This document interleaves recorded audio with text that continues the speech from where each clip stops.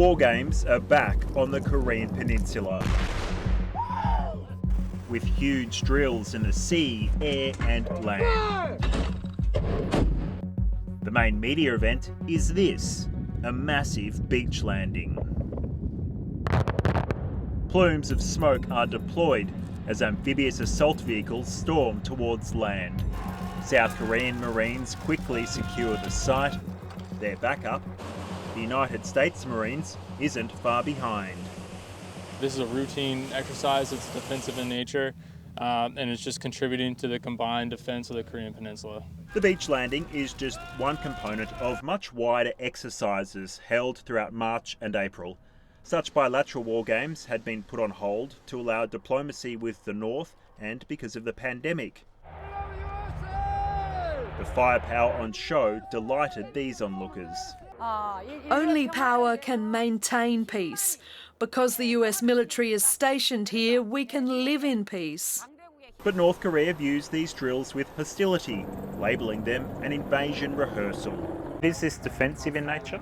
So it's defensive in nature, yes it is. We are here to show how we are capable with our allies and that we support stability in the region.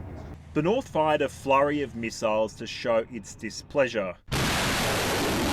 But these launches follow a much larger pattern of provocation from Pyongyang. Since early last year, the regime has fired a record number of missiles. But it's not just the number that matters, but also their expanding capability.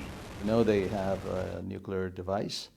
They're now trying to develop a means to deliver these systems. To the layman, it looks like, oh, the North Koreans have fired another missile. Well, it's different. The types of missiles are different, the range is different. The only thing that we can say for certain is it's improving day by day. And only God knows where these weapons will end up in the end.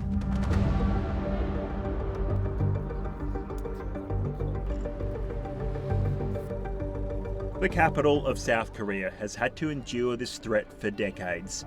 Seoul is just a short drive from the North Korean border, and Pyongyang has about 1,000 artillery systems pointed directly at it. But the people here have heard North Korea's saber rattling many times before. This is what North Korea has always done. We don't worry much because we believe in our country and our friendly relations with the US. North Korea has been so bad, there is something uneasy about it. But if North Korea starts a war, the whole world will stand up and help us.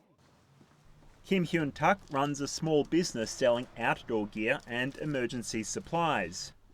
When tensions have escalated in the past, he's seen a spike in sales. This time it's different. Sales are down. The economy is not good at the moment, so cost of living is the real problem, rather than the North Korea nuclear threat. But the threat from North Korea is being taken seriously at the highest levels of government.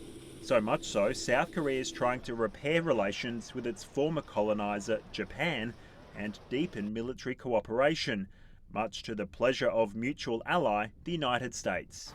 These large-scale exercises between the United States and South Korea were dropped in 2019 when the previous South Korean government tried to smooth things over with the North.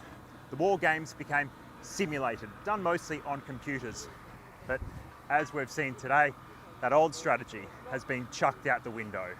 So we tried it, it didn't work. Have you lost some of your edge because of that? I don't think we've quite lost some of our edge. We're just sharpening that again. So where is this all heading? North Korea is smart enough to know that if they use nuclear weapons, it'll be the end of them, for now. But as tensions escalate over a more powerful China and its threats to invade Taiwan, if such a war did break out, would North Korea be drawn into it? Regardless of North Korean or even South Korean wishes to try to be neutral in that situation, I think, yes, we would be drawn into such a conflict. A conflict the region is desperate to avoid. James Oaten, ABC News, Pohang.